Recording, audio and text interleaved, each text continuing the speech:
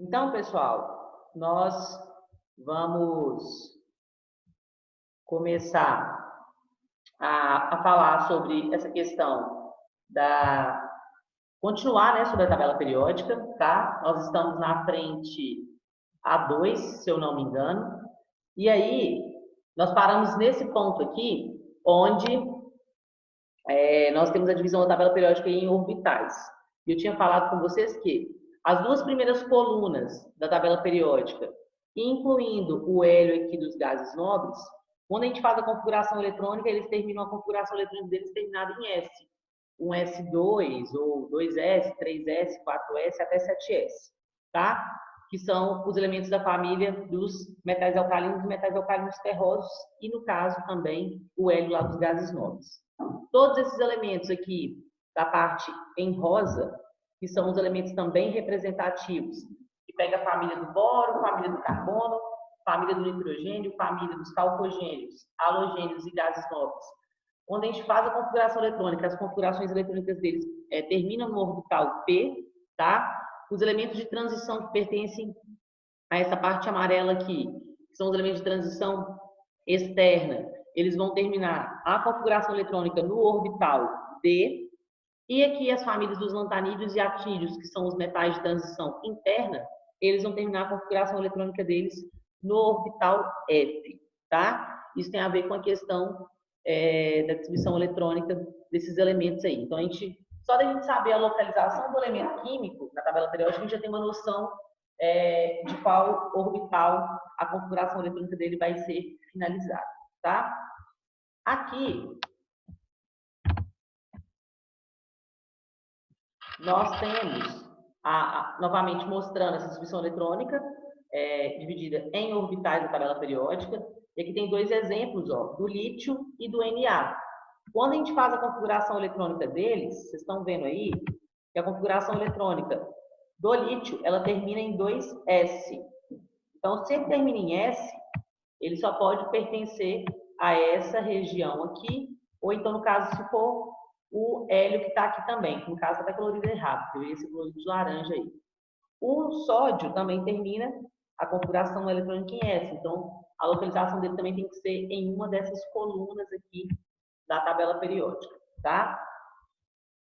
Quando a gente pega os elementos representativos, que são essas colunas aqui, ó, mais altas, que eu já tinha demonstrado para vocês, essas duas colunas aqui, que pertencem ao orbital S, e as que pertencem ao orbital P, todos esses elementos são os elementos representativos. E eles são denominados, são classificados através de grupos ou famílias que possuem um nome específico para elas, tá? Que no caso aqui, ó, a gente tem os elementos representativos, que são as antigas famílias A da tabela periódica, tá? Todos esses elementos pertencentes a esses elementos representativos, a esse grupo, o elétron de maior energia vai se encontrar na camada de valência, que é a última camada, como eu falei, no subnível S ou no subnível P. Aí a gente tem aí famílias, as antigas famílias A, essas primeiras representações aqui são as representações mais antigas, tá? E essas outras representações aqui são as representações atuais. Então, é família 1A ou 1, todos os elementos que pertencem à família 1A ou ao grupo 1 terão um elétron na camada de valência, que é a última camada, vai terminar a configuração eletrônica em S1, 1S1, 2S1, 3, 4, 5, 6 ou 7S1, e o nome desse grupo é a família dos metais alcalinos. Família 2A ou 2, todos terão dois elétrons na última camada, que é a camada de valência, e vão terminar a configuração eletrônica em S2. E eu chamo essa família de metais alcalinos terrosos. 3A ou 13, todos terão 3 elétrons na camada de valência, tá?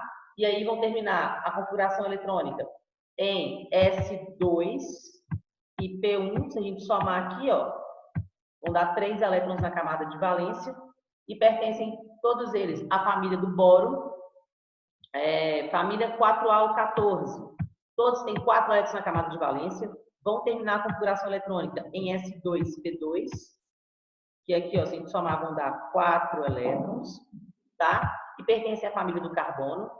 Família 4, 5A ou 15, todos terão 5 elétrons na camada de valência, vão terminar a configuração eletrônica em S2, P3, sem chamar de 5 elétrons aí, e pertence à família do nitrogênio. Família 6A ou 16, todos terão 6 elétrons na camada de valência, como a gente pode ver aqui, ó, 2 e 4, vão terminar a configuração eletrônica em S2, P4, e pertence à família dos calcogênios. Família 7A ou 17, todos terão 7 elétrons na camada de valência, terminam a configuração eletrônica em S2, P5, e são todos halogênios. E a família 8A ou 18, terão todos 8 elétrons na camada de valência, vão terminar a configuração eletrônica com S2, P6, e são todos os gases nobres. No caso da família 8 ou 18, tem exceção do hélio, tá? Porque como o hélio ele só tem 2 elétrons, ele é o único gás nobre que vai ter 2 elétrons na camada de valência. E aí vai terminar a configuração eletrônica em S2, tá? Só em S2. É a única exceção dos gases nobres que a gente tem aí, que não terão 8 elétrons na última camada, que é a camada de valência. Deixa eu ver quem está falando aqui. Já aceitei a Júlia, já, Jussara. No caso, aqui a gente vai ter os elementos dos grupos B, tá? Aqui a gente tem os elementos de transição externa. Todos os elementos de transição externa vão ser os elementos que o elétron de maior energia da camada de valência vai se encontrar no subnível D, que foi aquela parte que eu mostrei para vocês da tabela periódica, tá? Então, pode terminar de D1 até D10, já que o orbital D comporta no máximo 10 elétrons. E os elementos de transição interna, que é a família dos lantanídeos e actinídeos, vão ser todos os elementos que vão ter o elétron de maior energia no subnível, no orbital F. Então, eles podem terminar de F1 até a F14, já que o máximo de elétrons que o orbital F comporta são 14 elétrons, tá?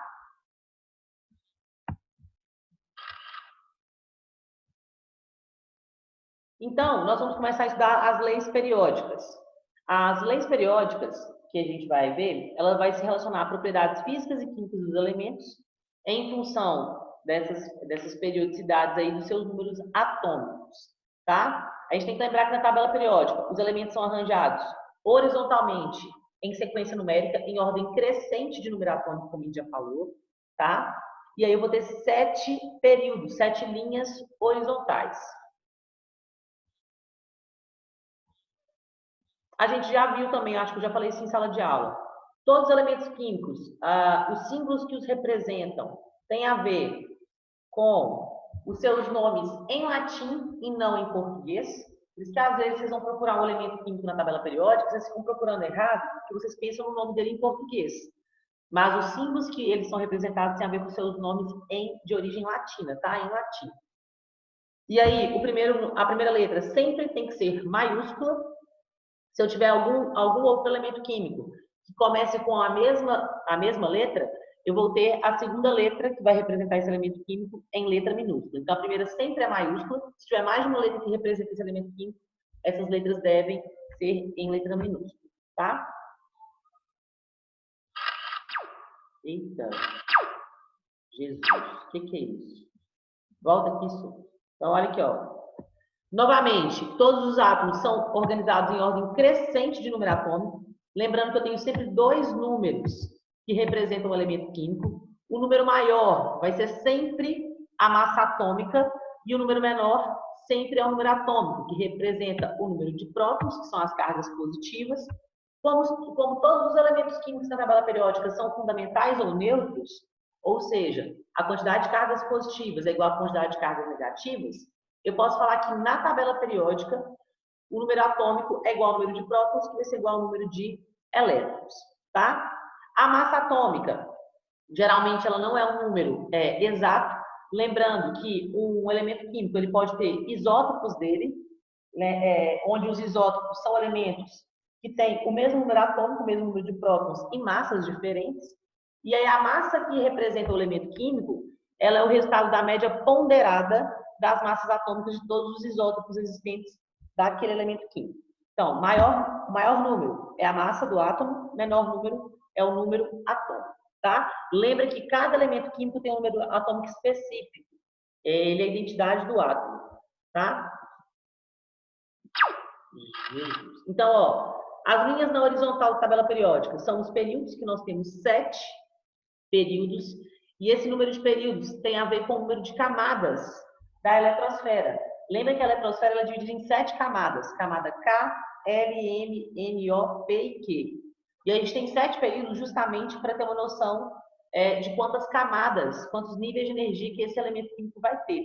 Então, se você tiver um elemento químico, qualquer um deles que estiver no terceiro período, por exemplo, quer dizer que na transmissão eletrônica ele vai ter, de energia, né, ele vai ter 3 níveis ou camadas da eletrosfera. Se ele estiver no sexto período, ele vai ter 6 níveis ou camadas da eletrosfera, preenchidas todas ou não. E o máximo vão ser 7, já que a gente tem 7 períodos aí na tabela periódica, são 7 níveis ou camadas da eletrosfera. Os grupos ou famílias vão ser as linhas na vertical, e aí vai definir o número de elétrons de valência.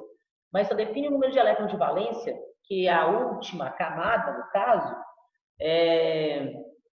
quando eu falo de elementos representativos, que são aquelas colunas mais altas, que são aquelas famílias que a gente tem uns nomes específicos.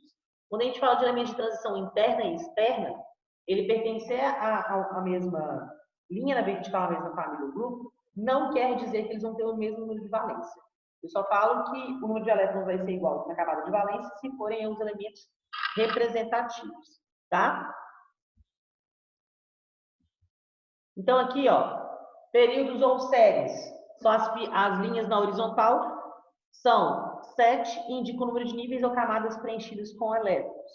Então, a gente tem aí, ó, primeiro nível, camada K, segundo L, M, N, O, P e Q. Então, a gente tem aqui, ó, 7 períodos na tabela periódica, 7 linhas na horizontal, e aí tem a ver com o número de camadas. Lembrando, pessoal, que toda essa linha aqui, ó, da família dos lantanídeos, ela está aqui dentro desse LA. Toda essa linha da família dos actinídeos, ela está aqui dentro dessa caixinha. Por isso que a gente fala que a família dos lantanídeos e actinídeos, que são essas duas linhas que eu risquei aqui, são elementos de transição interna, eles estão dentro dessas caixinhas aqui.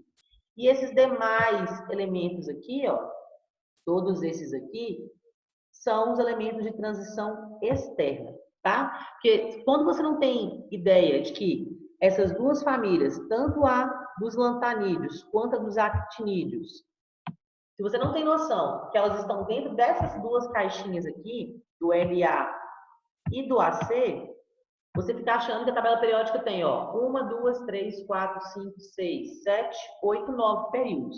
E aí, você tem que lembrar que só podem ser 7 períodos, porque tem a ver com o número de níveis ou camadas que a eletrosfera vai ter, tá? As famílias ou grupos são as linhas na vertical, tá? Em um grupo ou família, encontram-se os elementos com propriedades químicas semelhantes e os elementos representativos. O número do grupo ou vai representar o número de elétrons da camada de valência, que é a última camada que eu já até falei isso aqui.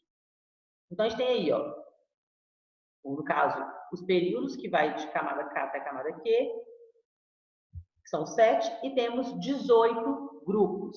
Os grupos 1, 2 e de 13 até 18 pertencem aos elementos representativos, e os grupos 3 até 12 pertencem aos elementos de transição. Lembrando que os grupos de 1 a 2 e 13 a 18 são as antigas famílias A, que é 1A, 2A, 3A, 4A, 5A, 6A, 7A e 8A. E os grupos 3 até 12 são todos os grupos que antes eram as famílias B, tá? Que hoje a gente faz a contagem dos grupos em ordem crescente aí, do número mesmo, propriamente dito. Então, a gente tem aí, ó, vamos falar das famílias ou grupos representativos. Então, a primeira, temos aí todos os números. A primeira família são dos metais alcalinos, a segunda, metais alcalinos terrosos, a 13, família ou grupo do boro, 14, família ou grupo do carbono, 15, grupo do nitrogênio ou família do nitrogênio, 16, grupo ou família dos calcogênios, 17, família ou grupo dos halogênios. E a 18 vão ser a família ou grupo dos gases nobres. E as famílias de 3 até 12 são os elementos de transição, que entre os elementos de transição interna, que é a família dos lantanídeos e actinídeos, e os demais são os elementos de transição externa, tá? Então, família 1, 2 e de 13 até 18 são os elementos representativos. Então, todos os elementos pertencentes aos metais alcalinos, todos eles terão um elétron na camada de valência. Os alcalinos terrosos terão todos eles 2 elétrons na camada de valência. Família 13, todos terão 3 elétrons na camada de valência. Família 14, todos terão 4 elétrons na camada de valência. Família 15, todos terão 5 elétrons na camada de valência. Família 16, todos terão 6 elétrons na camada de valência. Família 17, todos terão 7 elétrons na camada de valência. E a família 18, todos terão 8 elétrons na camada de valência, exceto o hélio, que vai ter 2 elétrons na camada de valência. Lembrando que a camada de valência é a última camada, quando você faz lá a distribuição eletrônica, é a última camada. A camada de valência é a camada mais distante do núcleo em relação ao núcleo do átomo. Aqui a gente tem algumas características que a gente vai falar dos metais. Os metais, essa parte está destacada em vermelho na tabela periódica, e a grande maioria dos elementos que a compõem, tá? E temos algumas características que a gente vai falar aqui agora, de forma mais superficial, mas que daqui a pouquinho nós vamos aprofundar nessas características. Então, os metais, de modo geral, eles são caracterizados por serem eletropositivos. A maioria, todos eles são sólidos, exceto o mercúrio, e a gente fala que eles são sólidos a temperatura de 25 graus Celsius e a pressão de 1 atm, tá? Só o mercúrio, que é o único metal que ele é líquido a temperatura ambiente a 1 atm. Eles possuem um brilho característico, eles são dúcteis, eles têm a capacidade de ductibilidade, que é essa capacidade de se transformar em fios. Eles são maleáveis, que é a maleabilidade, que é a capacidade de se transformar em lâminas, e são bons condutores de calor e eletricidade, tá? Os metais, de modo geral, têm essas 6 características aí. Já os ametais, que é essa partezinha destacada em verde da tabela periódica, são elementos que têm características opostas aos metais, né? Já que ametais é a mesma coisa que não metal. E aí, como os metais são eletropositivos, os ametais vão ser eletronegativos. Os metais são brilhantes, já os ametais, eles vão ser opacos.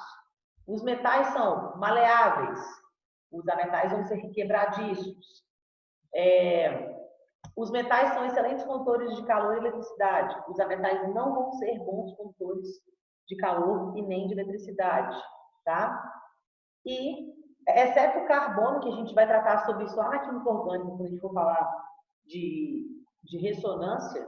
Então, o carbono é um único ametal que, em algumas condições, ele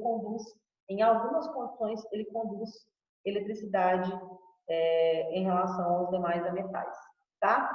Quando a gente fala que os ametais formam compostos covalentes ou moleculares, quer dizer que eles formam quando eles se ligam a outros átomos, eles formam ligações covalentes. E a gente vai ver no próximo capítulo da frente A, quando a gente for estudar sobre ligações químicas, que as ligações covalentes são ligações que existem entre ametais, tá? Ou entre hidrogênio e ametal. Por isso que eles podem formar compostos covalentes aí, ou moleculares.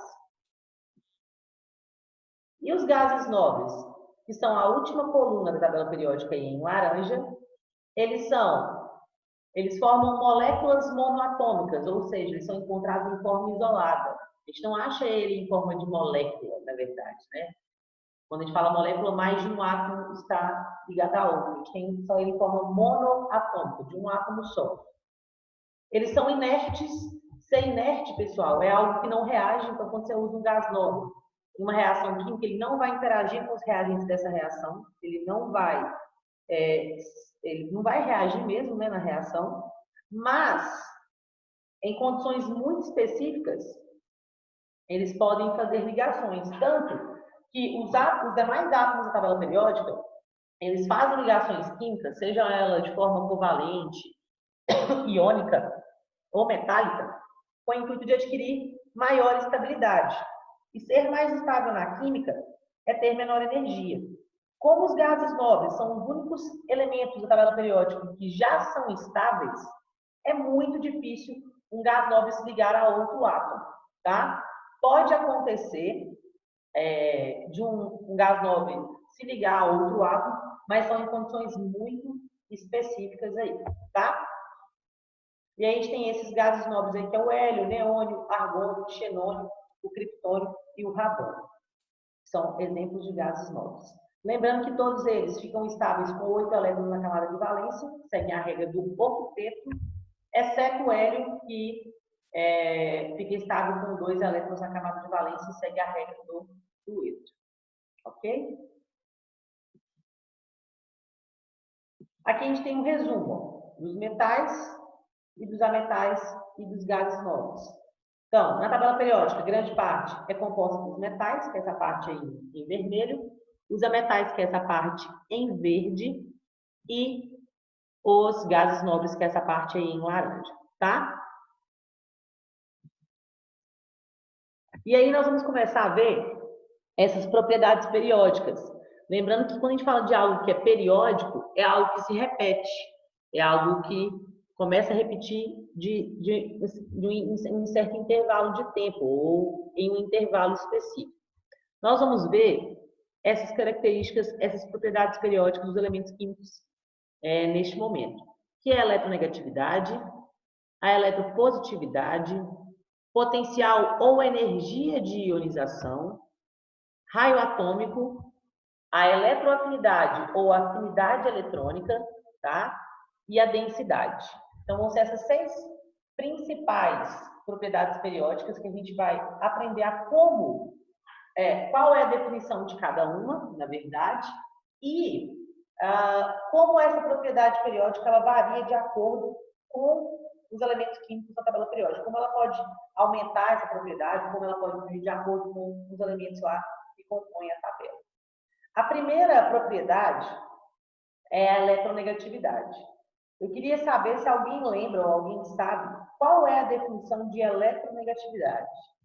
Alguém sabe? É a capacidade de atrair elétrons numa reação? Só tirar a palavra reação. Quem está falando comigo? É Nath? É. Nath, então só tirar a palavra reação, tá? Para ficar melhor, você vai falar aqui. Eletronegatividade é a capacidade que o átomo tem de atrair elétrons para si. Tá? Isso é uma tendência, é uma característica. Todos os elementos, eles têm essa eletronegatividade. Só que alguns elementos vão ter essa eletronegatividade mais evidente e outras com uma evidência um pouco menor. Então, para a gente definir, eletronegatividade é a capacidade que o átomo tem de atrair elétrons para si.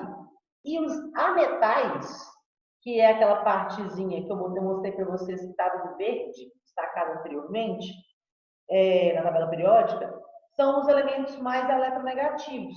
Os ametais têm essa característica de atrair esses elétrons para si mais facilmente. Porque se ele atrai cada vez mais elétrons para si, cada vez ele vai ter mais elétrons do que prótons. Então, ele vai ter essa característica mais evidente, por exemplo, que os metais.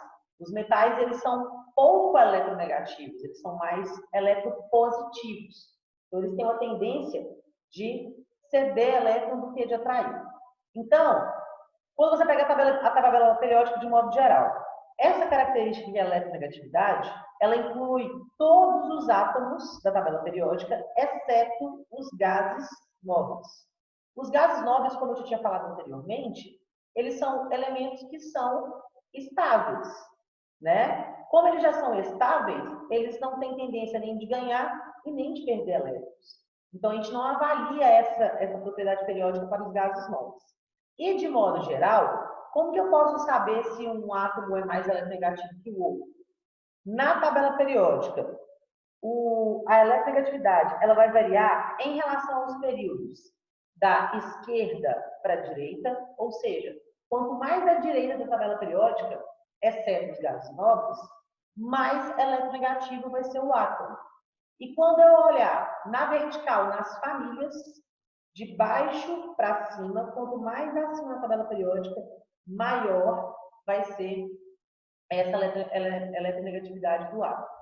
Ó, então, quanto mais à direita, lembrando que os gases nobres aumentam, em relação aos períodos, que é na horizontal, e quanto mais acima nas famílias, de baixo para cima, quanto mais acima na tabela periódica, maior vai ser essa capacidade do átomo de atrair elétrons para si, que é a eletronegatividade.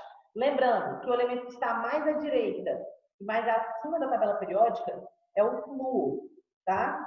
Aí então, desconfigurou os elementos, mas o flúor é o elemento que está mais à direita e mais acima da tabela periódica, então ele é o mais eletronegativo de todos, tá? De forma parecida, se a eletronegatividade é a capacidade que o átomo tem de atrair elétrons, e os ametais que têm essa capacidade maior em relação aos demais átomos da tabela periódica, o que seria a eletropositividade, então?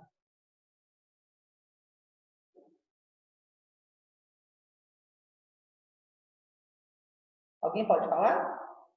O que seria a eletropositividade?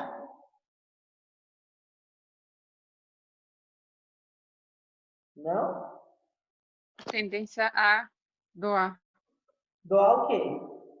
elétrons. E quem tem essa característica mais evidente? Qual grupo dos elementos químicos teriam essa característica mais evidente? Os metais, os ametais ou os gases nobres? Isso, os metais. Então, de forma semelhante, mas contrária, né? A eletropositividade, então, vai ser a capacidade que o átomo tem de perder, de doar elétrons, tá? E essa capacidade, ela é mais evidente nos metais, que é o maior grupo que a gente tem na tabela periódica. Como a eletronegatividade varia nos períodos da esquerda para a direita, a eletropositividade é uma característica contrária. Ela vai variar da direita para a esquerda nos períodos. Então, quanto mais à esquerda da tabela periódica nos períodos, maior vai ser essa eletropositividade. E, em relação às famílias, como ela é contrária à eletronegatividade, na eletronegatividade de baixo para cima, a eletronegatividade é aumentada. A eletropositividade vai aumentar de cima para baixo nas famílias. E aí o elemento que está mais à esquerda e mais abaixo na tabela periódica é o elemento frâncio. Então, ele vai ser o elemento mais eletropositivo de toda a tabela periódica. Novamente, essa característica nós não analisamos os gases nobres, em virtude de eles já serem estáveis e não ter tendência nem de receber e nem de doar elétrons, tá? Agora, peraí só um pouquinho. Deixa eu só de ionização. Então, presta atenção. Potencial ou energia de ionização é a energia necessária para arrancar um elétron de um átomo no estado gasoso, transformando-o em um íon gasoso. Porque, como assim? Todos os átomos estão no estado fundamental ou neutro na tabela periódica. O número de prótons é igual ao número de elétrons. Quando você arranca um elétron de um átomo, ele vai ficar com menos elétrons do que prótons. Então, ele se transforma em um íon. Especificamente, se transforma em um cátion, que é um íon carregado positivamente, tem mais prótons do que elétrons. Só que, vamos pensar, se o potencial ou energia de ionização é a energia para a gente arrancar um elétron de um átomo no estado gasoso e transformar ele em um íon, quem que vocês acham que é mais fácil arrancar um elétron? Um elemento que é muito eletropositivo ou um elemento que é muito eletronegativo? De onde é mais fácil arrancar o elétron?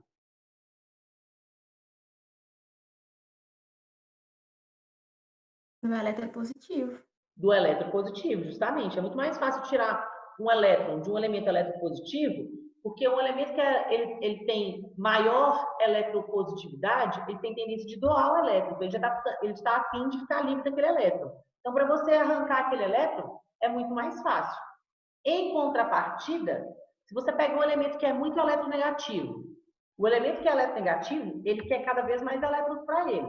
Ele é afim de elétrons, ele está doido para ficar com mais elétrons. Você acha que arrancar o elétron dele vai ser mais fácil ou mais difícil?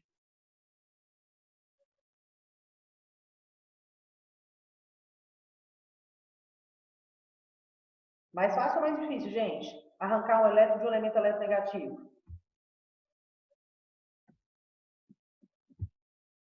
Mais difícil. Isso. Então, por que vai ser mais difícil então? Porque como ele tem muita afinidade com o elétron, você arrancar o elétron dele, você precisa de uma energia muito maior. E quando se trata dos gases nobres, pensa, o gás nobre já é estável, que são todos esses elementos aqui que estão na última coluna da tabela periódica. Eles são estáveis, eles não querem nem ganhar e nem perder elétrons. Então pensa, você tirar um elétron de um gás nobre é extremamente difícil. Então você vai precisar de uma energia muito alta para arrancar um elétron ou de um gás nobre ou de um elemento muito eletropositivo, ou muito eletronegativo, já que os eletronegativos gostam muito dos elétrons, têm uma afinidade por elétrons muito maior. Então, quanto mais à direita da tabela periódica nos períodos e quanto mais acima da tabela periódica nas famílias, maior vai ser o potencial ou energia de ionização. Mais energia você vai precisar de ter para arrancar um elétron desse átomo no estado gasoso ou neutro, tá? Agora, quanto mais à esquerda e quanto mais abaixo da tabela periódica, mais fácil você vai precisar, vai ser para você arrancar esse elétron e menos energia vai ser